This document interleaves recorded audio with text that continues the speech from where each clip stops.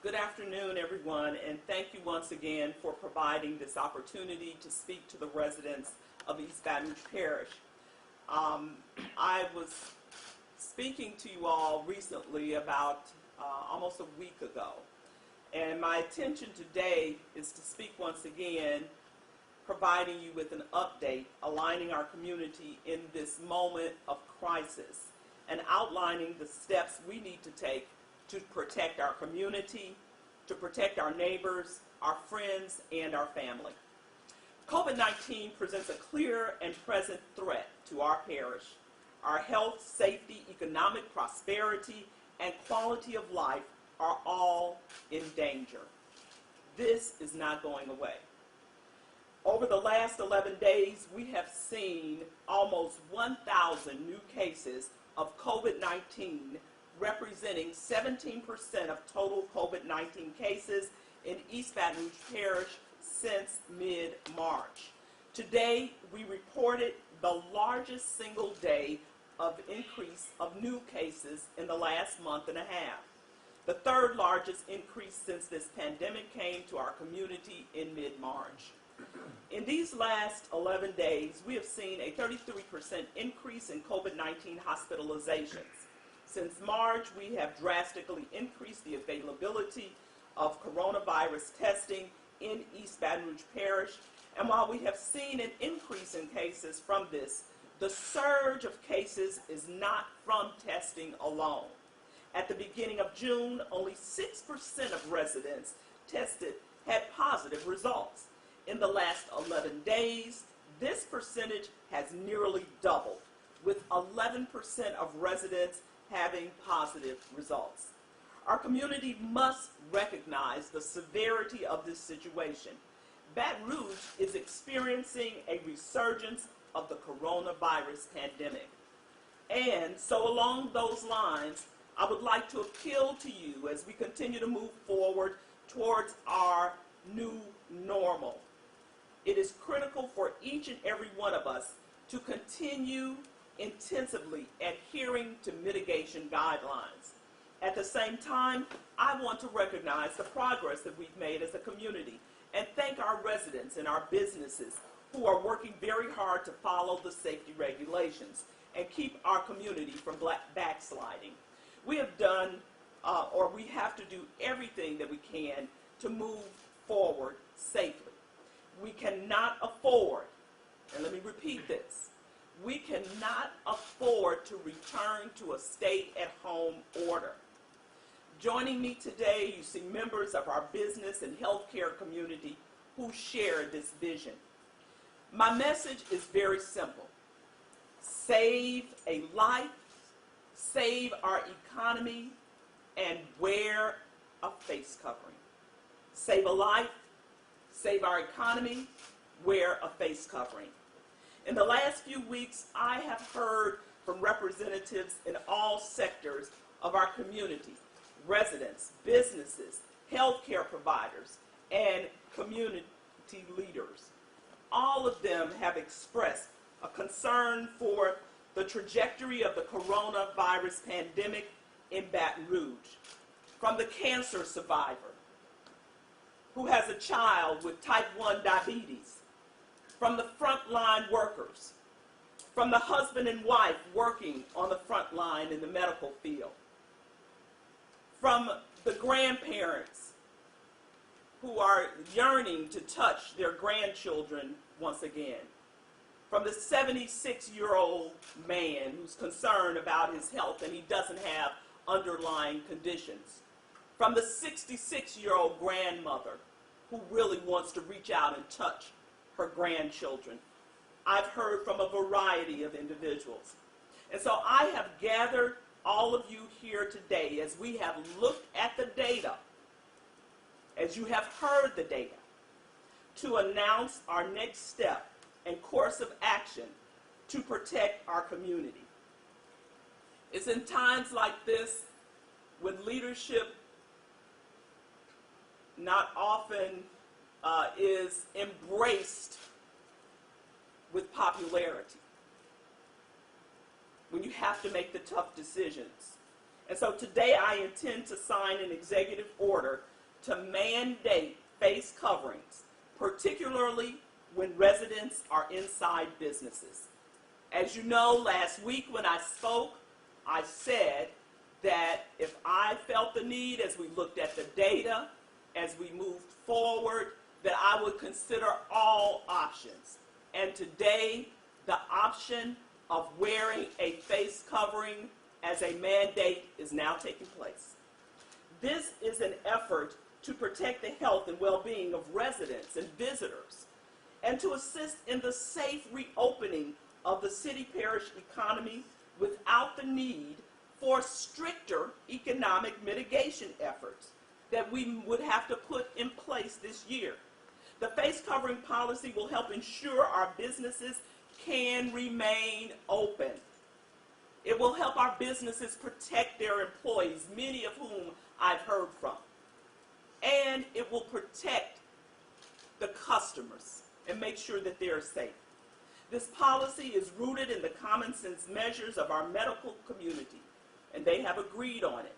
Masks, and let me make this clear, we all know that masks don't stop the spread of the virus, but masks and face coverings do reduce the risk of spreading it to those around us. And that's very important. This appeal is to protect the welfare of the entire East Baton Rouge Parish.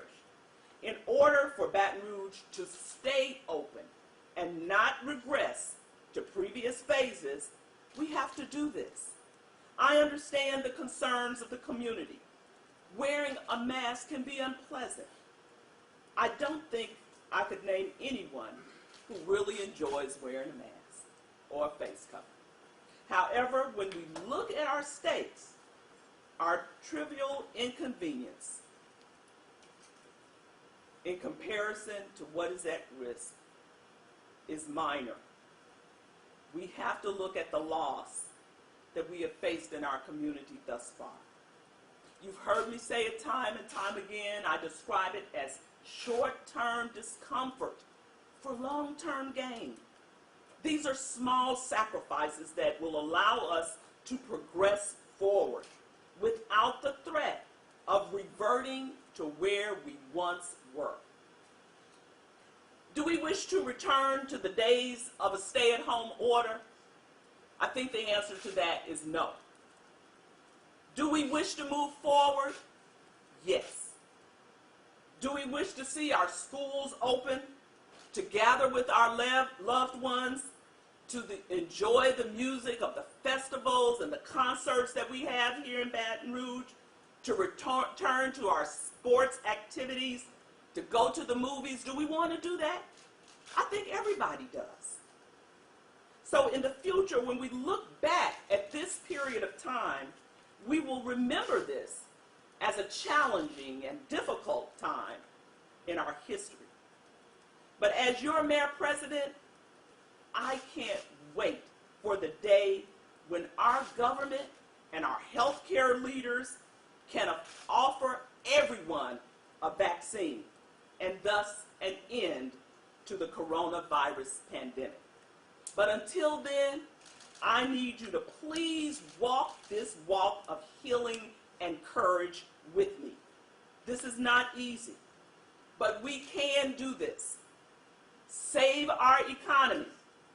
Save our businesses who cannot weather closing again. And more importantly, save a life with me today. East Baton Rouge Parish, we must pull together on this.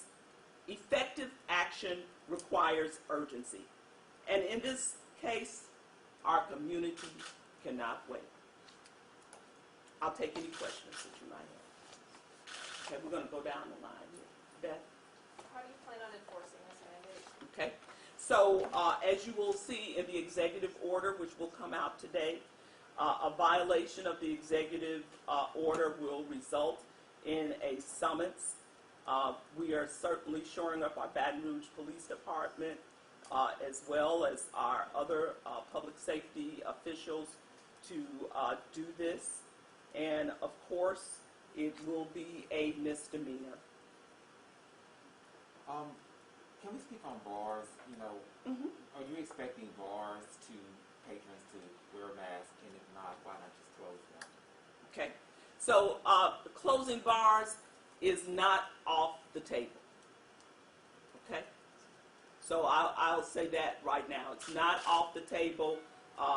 It will be considered if we don't see people adhering to the mandatory mask covering. Yes. Okay, so in terms of like walking outside, are people supposed to be wearing masks then, or is it just for inside businesses?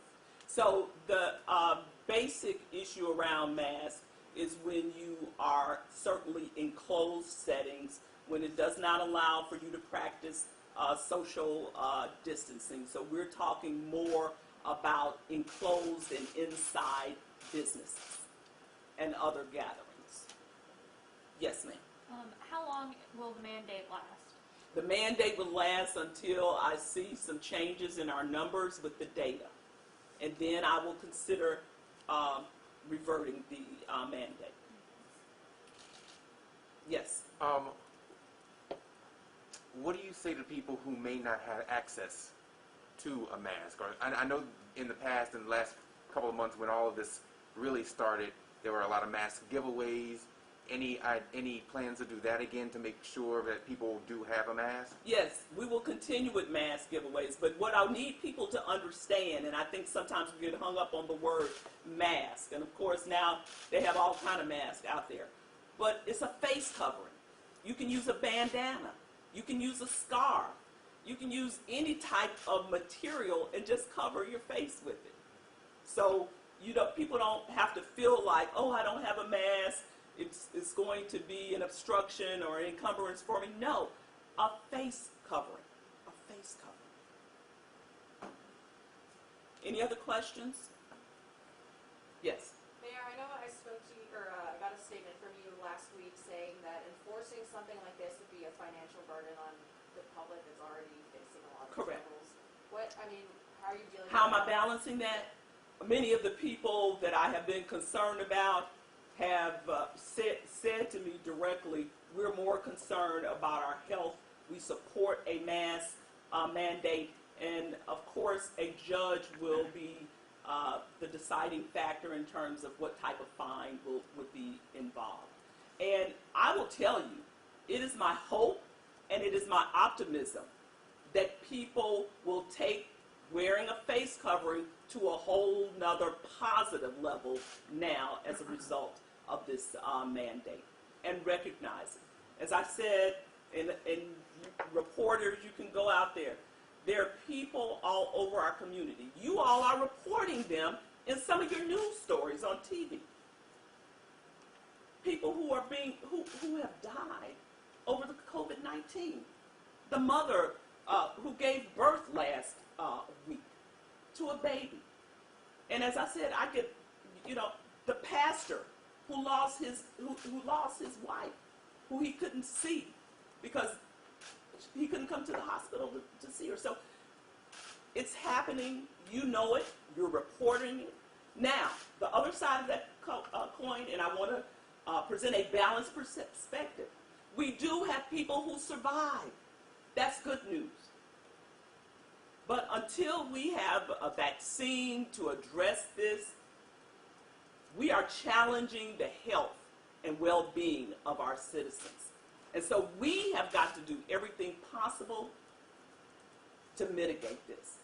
And as you heard me say in my statement, while masks are not the all in all in the mitigation process, they are certainly a part of it as directed by medical professionals all over. That's why everybody in here has on one. Mayor, what do you say to those people? Because there are still people out there who don't believe in it. They just feel like something like this is infringing on their rights. What do you say to those people who may not really grasp the severity of this? I have been as passionate and demonstrative on this issue time and time again. There are going to always be people who don't believe in the severity of what's going on at this moment. And sometimes it's unfortunate until they're hit with it, until they know somebody, until they personally experience it, then they're going to continue to be naysayers about it. I'm trying to save as many people as possible that want to go down this path of staying safe, this path of making sure that we don't regress back. I am working continuously on this message to make sure that we save lives. And so I want to save our economy. I want to save lives. And for those people who want to join me, wear masks. If you're concerned about saving our city and our economy and not returning back, if you're concerned about your neighbor, your friend, your loved one, if you want to save a life, then start by wearing a mask, wearing a face cover. Any other questions? We got 2:30. One more question. And I know you talked about the number of cases, the increase I did. I gave you some data. that we're seeing here in East Baton Rouge Parish. With that, did that also play a role in this decision in addition to the hotline that was started last week? Absolutely. Let me just tell you this. I am constantly looking at the data. It is being reported to me on a daily basis. And these numbers that we are seeing right now don't only have a statewide concern, but they have a national concern. This morning you might have heard that some states are putting people from Louisiana in quarantine if they come to their state. So it's a reality of what we're dealing with. So yes, my decision was based on data. It was based on data and the concern for the uptick that I see happening and the desire for us not to go back to a stay-at-home order. And I will tell you, local governments across America are having to make these decisions because they're concerned about the lives of their citizens. They're concerned about making sure that their city stays alive, not only physically, but economically as well. Because when people can't go to work, when people are laid off, when people are furloughed, it impacts families, their quality of life, their ability to move forward in their lives. And so all of this has to be considered. And that's what I'm trying to do. And I firmly believe there are more people out there who want to save a life, who want to save our economy, who will wear a mask, who will wear a face cover. Last question. Yes, ma'am. So how will this be addressed in restaurants inside? Okay, so in restaurants, of course, when people eat, they have to take off their masks. We understand that. But of course, there are some concerns about folks, the employees of restaurants, making sure that they're adhering to those policies. And I will tell you that there are more restaurants who are adhering than those who are not adhering. And I want to thank those restaurants who are adhering. In fact, I've been to several, and I've been very intentional about watching if they have on a face covering, if they have on gloves, if they're sanitizing, and of course, we hear the good reports and we hear the bad reports, but I'm hearing more good reports about restaurants. Thank you, everyone. Thank you all.